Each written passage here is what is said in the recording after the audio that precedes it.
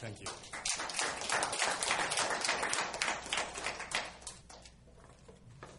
Well, I'm touched by the quote on the plaque, and I'm glad to be back, especially in interesting times like this. My 4 years on the board, I feel, were characterized by about an even mix of hope and fear. And right now, there's plenty of fear, uncertainty and doubt about the monumental task that we have. I keep saying we. It's a habit I haven't been able to drop yet. And particularly with the loss of 10 teaching positions and 23 paraprofessionals, not to mention built-in tax increases for the next 5 years. But human beings, unlike some other species, are born with their eyes wide open.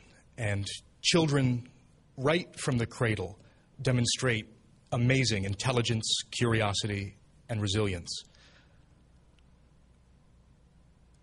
And just as soon as they begin showing those characteristics, they become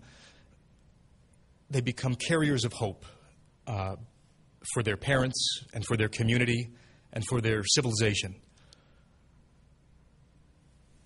So in that frame, the task of a public school is to create the conditions for children to ask and to grow and to care and to fulfill eventually all that hope. It's to build a foundation so that as they grow and live, they can create their own wisdom and add that wisdom to the mass and majesty of mankind. Those are grand words, if I may say so. But how do we do at that? Not terribly well. The institutions of American public education were never designed to educate all children to high levels of the type that today's economy and human conditions require. We talk about 21st century skills, but oftentimes those skills are taught in 19th century educational workhouses that were designed for another time and place when teachers and students had the same cultural context, the same ways of communicating, and the same narrow definition of aptitude that fails to respect the truly magnificent variety and scope of human intelligence. And all too often, the schools which have inherited that legacy have the vestigial effect of ascribing failure to students who fail to fit into that narrow definition and write them off. Now, our ethic has changed very much since the system was designed. We talk a tremendous deal about the whole child and varying modes of learning, about citizenship, civic engagement, global awareness, critical thinking, creativity, curiosity. We embrace the cultural diversity that sometimes has led us to disrespect our students and underestimate them.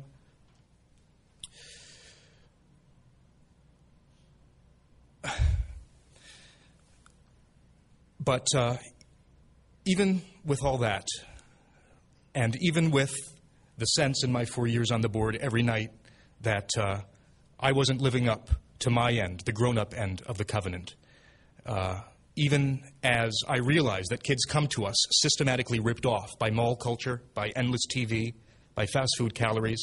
They come to us loud and awkward and demanding. They challenge us for wisdom and guidance.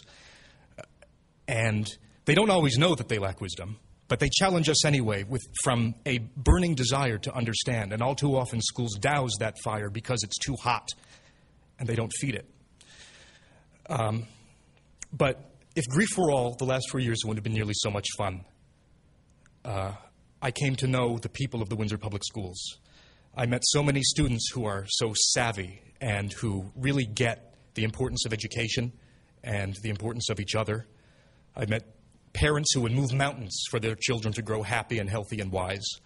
I met teachers who are so dedicated to their craft and to becoming better educators every single day and who throw themselves into the mission with a vigor and vitality that leaves no doubt as to the sincerity of that mission. I met vice principals who can have a conversation with every child in their building.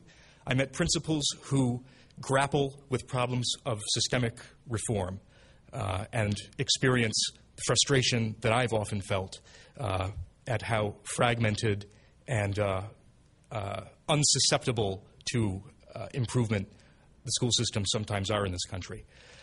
And I met a superintendent who doesn't just talk about making decisions based on the good of children and not what's good for adults, but who actually follows through on that talk with difficult and sometimes unpopular decisions with respect to budget and instruction.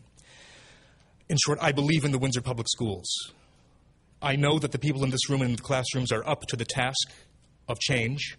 Change is difficult, it's frustrating, it requires that we acknowledge defeat and make missteps and mistakes. But if we are to keep our word and keep our commitment to our children, change is necessary. And I have no doubt about the commitment or the ability of the adults in our schools to make it happen. It just remains to be done. I believe in the Windsor Public Schools. Joining this board was an aspiration of mine since I was 14 years old. That part of my life is over now. I will not forget what I saw here. And as grateful as I am for the opportunity to filibuster once again and for the That's why we have two kind plaque we might have to pull them away. and the warm welcome I've received, I'm most grateful to the people of the Windsor Public Schools for giving me hope, always, that after we've all returned to dust, that the generations after us will step up in the face of ignorance and war and pettiness and bring us ever closer through brutal fact to adventure, art, and peace. Thank you.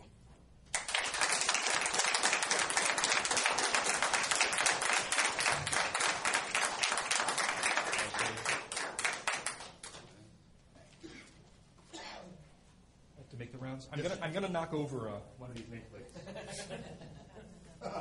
Just for old times.